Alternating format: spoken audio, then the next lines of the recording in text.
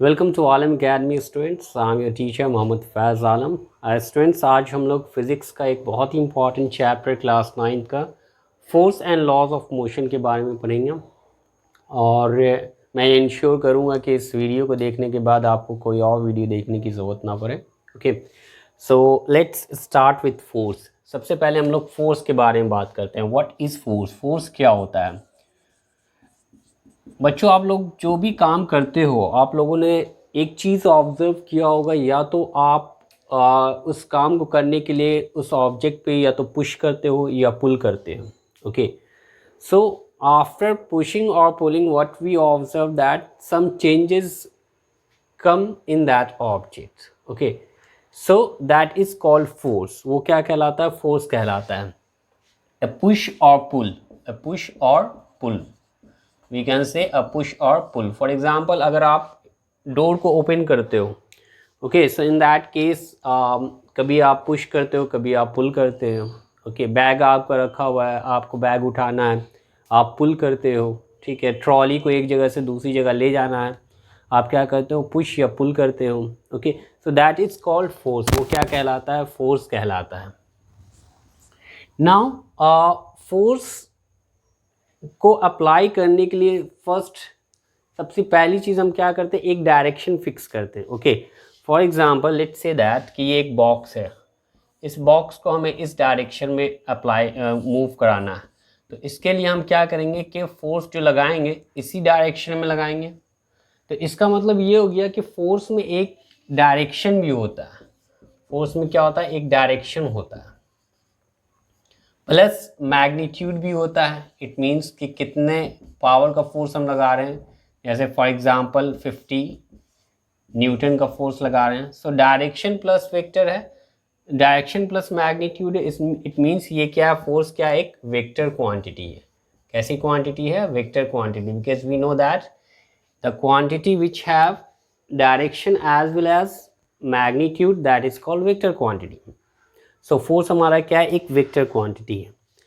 अगर इसके हम यूनिट्स के बारे में बात करें, सो यूनिट्स इसके जो हमारा एसआई यूनिट्स है दैट विल बी न्यूटन। वो क्या कहलाएगा? न्यूटन। उसके लिए हम कैपिटल एन का यूज़ करते हैं। ये न्यूटन क्यों यूज़ किया गया? To honour the scientist. उस साइंटिस्ट को ऑनर करने के लिए जिसने हमें इसके बारे में बताया, न्यूटन फोर्स के बारे में बताया, इसके एप्लीकेशंस के बारे में बताया। इसी वजह से हम न्यूटन यूज़ करते हैं, कैपिटल एन यूज़ करते हैं। इसका एक और यूनिट है सीजीएस यूनिट। कौन सा यूनिट है? CGS unit. In CGS unit we use और we write dyne. We write dyne. So 1 newton is equal to 10 to the power 5 dyne. Students, आप इसे नोट कर लो, बहुत ही इंपॉर्टेंट है। आपको जानना चाहिए कि इसका सीजीएस यूनिट क्या होता है। CGS unit 10 to the power 5 dyne होता है। ये कैसे आया? फॉर एग्जाम्पल, अगर फोर्स का हम जानते हैं क्या है, फोर्स बराबर होता है m इंटू ए। ओके, फोर्स का हो गया 1 न्यूटन जो कि हमारा एसआई यूनिट है। अगर हम m का यूज देखें तो केजी है, और a का क्या होता है? मीटर पर सेकेंड स्क्वायर होता है। ओके, केजी को हमें क्या करना है? सीजीएस यूनिट में चेंज करना है। सो केजी जो है सीजीएस यूनिट में क्या हो जाता है? ग्राम। तो ग्राम को चेंज करने के लिए 1000 में से इसे केजी को मल्टीप्लाई करेंगे। ओके, सो ये क्या हो जाएगा हमारा? 1000 ग्राम। मीटर को हमें चेंज करना है सेंटीमीटर में। इसके लिए हम क्या करेंगे? 100 से मल्टीप्लाई करेंगे। सो ये क्या हो जाएगा? सेंटीमीटर स्क्वायर हो जाएगा। So 30 and 20, it means 10 to the power 5 g centimetre पर second square, which can be called as 10 to the power 5 dyne. 10 to the power 5 dyne. Okay, so इस तरीके से हम लोग रिलेशन बनाते हैं न्यूटन और डाइन के बीच में। आई होप आपको ये सारा कुछ समझ में आ गया होगा।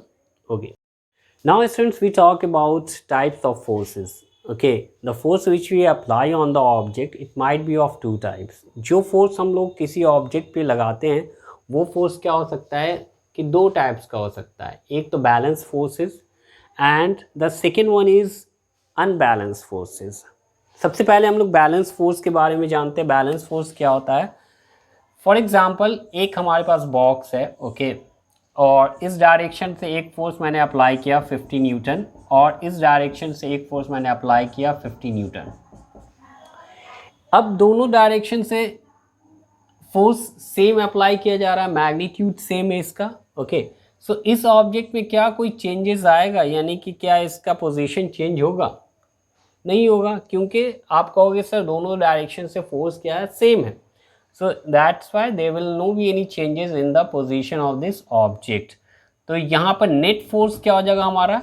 नेट फोर्स हो जाएगा हमारा 50 minus 50, it means 0। Net force क्या हो गया? 0। So we can define balance forces as those forces where the net or the resultant force on the object is 0. Okay, so that is called balance forces. वो क्या कहलाएगा? Balance force कहलाएगा। Balance force आपका state of rest और state of motion, state of rest और state of motion, ये दोनों में कोई चेंजेस नहीं ला सकता है। यानी ऑब्जेक्ट अगर हमारा रेस्ट में है, ओके, सो वो रेस्ट में ही रहेगा, और अगर ऑब्जेक्ट हमारा यूनिफॉर्म मोशन में है तो वो ऑब्जेक्ट हमारा यूनिफॉर्म मोशन में ही रहेगा। बैलेंस फोर्सेस इसमें कोई चेंजेस नहीं ला सकता है। बैलेंस फोर्स क्या कर सकता है? बैलेंस फोर्स ये कर सकता है कि आपका शेप जो है वो चेंज कर सकता है। शेप क्या कर सकता है? चेंज कर सकता है, शेप चेंज कर सकता है। फॉर एग्जांपल अगर आपके हाथ में एक रबर बॉल है, ठीक है, अगर दोनों साइड से हम उसको कंप्रेस करें, दोनों साइड से इक्वल फोर्स अप्लाई करें, तो वो बॉल क्या होगा? उसका शेप चेंज हो सकता है। So balance force can change the shape of the object but can not change the state of rest और state of uniform motion of that object. Second type of force students, that is unbalance forces. दूसरे type का force क्या है? Unbalance forces. For example अगर हम एक box लें, okay, और इधर से हम लोग अप्लाई करें 50 न्यूटन और इधर से अप्लाई करें हम लोग 40 Newton force, okay, let's say that it is F1 and it is F2. So it is quite clear that F1 is greater than F2. F1 is greater than F2, or net force that will be equal to what? Net force that will be equal to 50 Newton minus 40 Newton, and that is equal to 10 Newton. So here we see that if the multiple forces are working on this object and the net force is not 0, so we will say that that is unbalanced force. वो क्या है? unbalanced force है, और इसका resultant हम लोग 10 Newton यहाँ पे देख रहे हैं। इसका मतलब ये जो ऑब्जेक्ट है इसका पोजीशन चेंज होगा और ये इधर जो है 10 न्यूटन के फोर्स से ये ऑब्जेक्ट इधर मूव करेगा। ओके, सो ये क्या कहलाता है? अनबैलेंस फोर्स कहलाता है।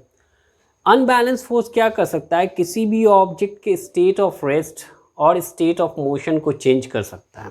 फॉर एग्जांपल अगर कोई ऑब्जेक्ट रेस्ट में है, ओके, रेस्ट में है, तो इसका मतलब अगर इसमें हम फोर्स अप्लाई करें तो ये फोर्स अप्लाई होने के बाद क्या आ जाएगा? मोशन में आ जाएगा। और अगर ऑब्जेक्ट हमारा मोशन में है उस पर हम फोर्स अप्लाई करें तो वो क्या हो जाएगा? रेस्ट में आ जाएगा। फॉर एग्जांपल आप बाइक चला रहे हो, okay, and suddenly you apply the brake, तो क्या होगा? बाइक आपकी क्या हो जाएगी? रुक जाएगी। ठीक है, कैसे रुकी? क्योंकि आपने क्या किया? एक फोर्स अप्लाई किया और उसके बाद क्या हुआ? वो बाइक रुक गई आपकी। सो that is called what? Unbalance force. तो अनबैलेंस फोर्स क्या क्या कर सकता है आपका? किसी भी ऑब्जेक्ट को रेस्ट से मोशन में ला सकता है, मोशन से रेस्ट में ला सकता है, ऑब्जेक्ट की वेलोसिटी में चेंजेस ला सकता है, अगर स्पीड अगर इंक्रीज़ कर सकता है, उसका स्पीड डिक्रीज़ कर सकता है, ठीक है, तो और शेप एंड साइज़ भी चेंज कर सकता है। सो अनबैलेंस फोर्सेस हमारा बहुत कुछ कर सकता है, ओके। और बेसिकली हमें इस चैप्टर में अनबैलेंस फोर्स के बारे में ही बात करना है, क्योंकि किसी भी ऑब्जेक्ट के स्टेट ऑफ रेस्ट और स्टेट ऑफ मोशन को चेंज करने के लिए हमें फोर्स की ज़रूरत पड़ती है, और वो फोर्स हमारा अनबैलेंस फोर्स ही होना चाहिए। नेक्स्ट हम लोग बात करेंगे कि Newton's law of motion, okay. Sir Isaac Newton ने हमें क्या दिया? हमें एक 3 लॉज ऑफ मोशन दिया, उसके बारे में बात करेंगे। और उसमें देखेंगे कि कैसे ये अनबैलेंस फोर्स जो है वो काम करता है। बच्चों, अब हम लोग न्यूटन्स लॉज ऑफ मोशन के बारे में बात करते हैं। न्यूटन ने जो पहला लॉ दिया था, it was actually given by the Galileo. ये जो लॉ था ये सबसे पहले किसने दिया था? ये दिया गया था गैलीलियो के द्वारा। ओके, गैलीलियो ने क्या किया था, एक एक्सपेरिमेंट किया था और उस एक्सपेरिमेंट के थ्रू हमें ये बताया था कि कोई भी ऑब्जेक्ट जब इंक्लाइन प्लेन से नीचे आता है तब उसकी वेलोसिटी क्या होती है? इंक्रीज़ होती है। इट मीन्स वो एक्सेलरेट होता है। और जब वो इंक्लाइन प्लेन पर ऊपर जाता है तो उसकी वेलोसिटी क्या होती है? डिक्रीज़ होती है, यानी वो रिटार्ड करता है। ओके, और इस एक्सपेरिमेंट के थ्रू उन्होंने ये भी बताया कि कोई भी ऑब्जेक्ट अगर यूनिफॉर्म मोशन में है तो वो कंटिन्यू उसी मोशन में रहता है, उसके लिए कोई एक्स्ट्रा अनबैलेंस फोर्स की ज़रूरत नहीं होती है। Let's try to understand his experiment. उनके एक्सपेरिमेंट को समझने की कोशिश करते हैं। उन्होंने क्या किया कि एक इंक्लाइन प्लेन लिया, ओके, एक और इंक्लाइन प्लेन लिया, बिल्कुल सेम इंक्लाइनेशन पे, सेम हाइट पर, दोनों का एंगल जो है इंक्लाइनेशन बिल्कुल सेम था। अब यहाँ से उन्होंने क्या किया, एक मार्बल को नीचे की ओर रिलीज़ किया। देखा क्या कि ये जो मार्बल है जब नीचे आता है तो इसकी वेलोसिटी क्या होती है? इंक्रीज़ होती है।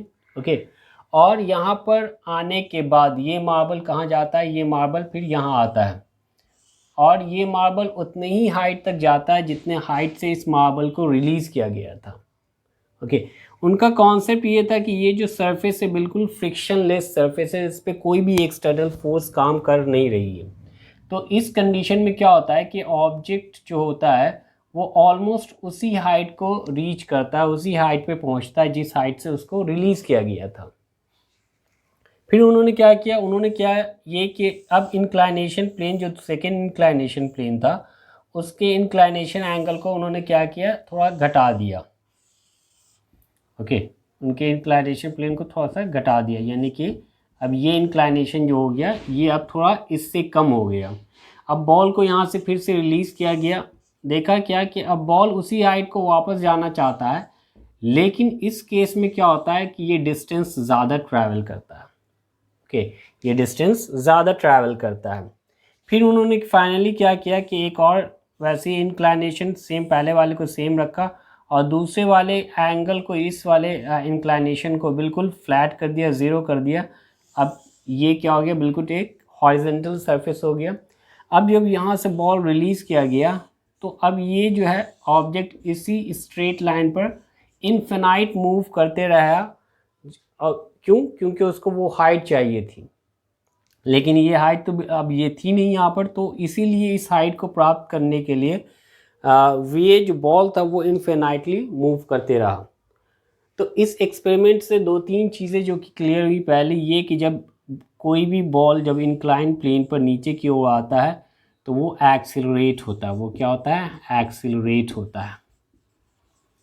और जब कोई बॉल ऊपर की ओर इंक्लाइनेशन प्लेन पे जाता है तब ये क्या होता है? रिटार्ड होता है।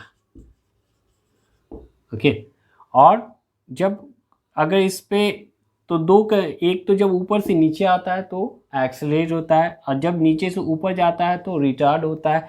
लेकिन जब हॉरिजॉन्टल सरफेस पे होता है तब वो क्या होता है? कांस्टेंट वेलोसिटी से जाता है और उसको इस वेलोसिटी मेंटेन करने के लिए कोई एक्सटर्नल फोर्स की ज़रूरत नहीं पड़ती है। ओके, इसी कॉन्सेप्ट को क्या किया न्यूटन ने अपने फर्स्ट लॉ में यूज़ किया और उन्होंने बताया ये कि कोई भी ऑब्जेक्ट अगर रेस्ट में है तो वो रेस्ट में ही रहेगी, या कोई ऑब्जेक्ट अगर यूनिफॉर्म मोशन में है तो वो यूनिफॉर्म मोशन में ही रहेगा जब तक कि उस पर कोई एक्सटर्नल अनबैलेंस फोर्स काम ना करे। Okay, so we can define Newton's first law of motion as if the object is in a state of rest or if it is in a state of motion, then it remains continue in the same state unless any external unbalanced force works on that. This is the Newton's first law. ये Newton's का पहला law था। उन्होंने क्या कहा? उन्होंने कहा ये कि अगर कोई ऑब्जेक्ट, मान लिया जाए ये बॉल है, ये बॉल रखा हुआ है, ये बॉल रखा ही रहेगा जब तक कि इस पर कोई हम एक्सटर्नल फोर्स, अनबैलेंस फोर्स ना यू अप्लाई करें तो ये बॉल मूव नहीं करेगा। और अगर कोई कार, कोई भी ऑब्जेक्ट अगर यूनिफॉर्म मोशन में ऑलरेडी, तो उसको, उस मोशन को चेंज करने के लिए हमें एक एक्सटर्नल फोर्स की ज़रूरत होगी। अगर नहीं होगी तो वो उसी मोशन में मूव करते रहेगा। So that is known as Newton's first law of motion. I hope बच्चों न्यूटन्स के फर्स्ट लॉ को ही हम लोग लॉ ऑफ इनर्शिया भी कहते हैं। We call it law of inertia, law of inertia. Now the question arises here, what is inertia. अब क्वेश्चन ये आता है कि इनर्शिया क्या होती है। तो इनर्शिया जो किसी भी ऑब्जेक्ट की एक इनहेरेंट प्रॉपर्टी होती है, एक उनकी टेंडेंसी होती है। टेंडेंसी ये होती है कि वो अपने स्टेट ऑफ रेस्ट और स्टेट ऑफ मोशन को चेंज नहीं करना चाहता है। ओके, वो अपने स्टेट ऑफ रेस्ट या स्टेट ऑफ मोशन को चेंज करना नहीं चाहता है। Okay, so the inability of an object to change its state of rest or state of motion or state of direction, that is called the inertia। वो क्या कहलाता है? inertia कहलाता है। So inertia depends upon one thing and that is mass। inertia किस पे depend करता है? मास पे डिपेंड करता है। अगर मान लिया जाए एक छोटा ऑब्जेक्ट है, इस पर हम क्या करते हैं? फोर्स अप्लाई करते हैं, ठीक है। और एक बड़ा ऑब्जेक्ट है, इस पर हम फोर्स अप्लाई करते हैं। सो इस ऑब्जेक्ट को हम आसानी से मूव करा सकते हैं। ओके, और इस ऑब्जेक्ट में हमें थोड़ा ज़्यादा फोर्स अप्लाई करना होगा। क्यों? क्योंकि इसका मास कम है और इसका मास ज़्यादा है। Okay, let's say it is m1 and it is m2। So here in this case the inertia of m2 will be more than inertia of m1। why? because the mass of m2 is greater than the mass of m1।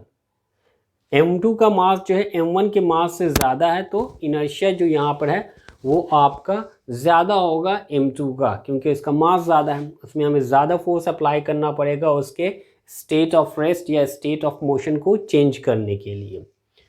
Inertia जो होता है basically it is of 3 types. Inertia कितने types का होता है? Inertia आपका inertia of rest, okay, inertia of motion, inertia of direction. 3 type का आपका इनर्शिया होता है। Inertia of rest, inertia of motion and inertia of direction. Inertia of rest में क्या होता है कि ऑब्जेक्ट जो है वो, उसकी इनएबिलिटी होती है कि अपने स्टेट ऑफ रेस्ट को चेंज करें। ओके, आपने ऑब्ज़र्व किया होगा कि जब आप किसी बस या किसी भी व्हीकल में ट्रैवल करते हैं और बस, फॉर एग्ज़ाम्पल बस, अगर बस रुकी हुई है, आप उसमें खड़े हुए हैं, तो जैसे बस स्टार्ट होती है आपको क्या होता है कि आप जो है वो पीछे की ओर धक्का खाते हैं। क्यों? क्योंकि आपका जो पैर है वो क्या होता है, लेग जो है आपका वो बस के साथ मोशन में आ जाता है, लेकिन जो rest of the body part है वो क्या है? Still it is in rest. वो क्या अभी भी रेस्ट में है। इस वजह से वो अपने पोजीशन में ही रहना चाहता है, लेकिन आपका पैर आगे बढ़ता है, मोशन में आता है। इस वजह से क्या होता है? क्यों? क्योंकि ये इनर्शिया ऑफ रेस्ट है। वो नहीं चाहता, rest of the body part नहीं चाहता कि वो अपने इनर्शिया ऑफ रेस्ट को चेंज करें। Okay, so that is an example of inertia of rest. Inertia of motion में क्या है? जैसे बस चल रही है, ठीक है, आप उसमें अचानक से ब्रेक अप्लाई किया जाता है, बस को मोशन से रेस्ट में लाया जाता है, ठीक है। तो आपका जो पैर है वो मोशन में है, ठीक है, और लेकिन जब ब्रेक अप्लाई किया जाता है तो आपका पैर क्या होता है? रेस्ट में आ जाता है, लेकिन जो बॉडी पार्ट है वो अभी भी मोशन में हो, उसी स्टेट ऑफ मोशन में रहना चाहता है। इसीलिए वो क्या होता है कि वो आगे की तरफ फॉरवर्ड क्या होता है कि मूव करता है, ठीक है। तो ये इनर्शिया ऑफ मोशन का एग्जाम्पल हो गया आपका। इनर्शिया ऑफ डायरेक्शन में क्या है कि ऑब्जेक्ट जो है वो अपने डायरेक्शन में ही रहना चाहता है, वो अपने डायरेक्शन को चेंज नहीं करना चाहता। फॉर एग्ज़ाम्पल, अगर कोई गाड़ी, कोई बाइक पे आप पीछे बैठा हुआ है कोई, ठीक है, आप सडनली क्या करते हो, आप किसी टर्न पे आप अपने बाइक को मोड़ते हो, तो पीछे वाला जो भी पर्सन वो क्या होता है, एक दूसरे जिस डायरेक्शन में पहले मूव कर रहा था उसी डायरेक्शन में वो थोड़ा आगे की ओर झुकता है, ठीक है। या फिर आपने देखा होगा कि बस में अगर ट्रैवल कर रहे हैं, अचानक से बस टर्न करती है तो आप साइडवेज में आप गिर जाते हो, ठीक है। तो ये क्यों होता है? That is just because of inertia of direction की वजह से होता है। तो ये सारे एग्जांपल्स हैं जो कि हमें इनर्शिया के बारे में बताते हैं, और इनर्शिया के टाइप्स के बारे में बताते हैं, inertia of rest, inertia of motion, inertia of direction. Inertia of आप मोशन का एक और एग्जांपल ले सकते हैं, रेस्ट का एक और एग्जांपल ले सकते हैं। रेस्ट में जैसे कि आपका पेड़ है, पत्तियां हैं, ठीक है। अगर पेड़ को आप शेक करते हो तो क्या होती है? पत्तियां गिर जाती हैं। क्यों? क्योंकि पेड़ जो है वो मोशन में आ जाता है, लेकिन पत्तियां जो हैं वो अभी भी इनर्जी स्टेट ऑफ रेस्ट में रहती हैं, ठीक है। अब वो अपने स्टेट ऑफ रेस्ट को नहीं चेंज करना चाहते, जिसकी वजह से वो क्या होती हैं? वो गिर जाती हैं, पत्तियां वहाँ से गिर जाती हैं। तो इनर्शिया ऑफ रेस्ट का एग्जांपल हो गया। आई होप आपको ये सारा कुछ समझ में आ गया होगा बच्चों। Okay, so in next video we will talk about the rest of the laws of motion, second law and third law of motion. okay, अगर आपको ये समझ में आया तो अपने दोस्तों के साथ शेयर करें एंड चैनल को सब्सक्राइब करें।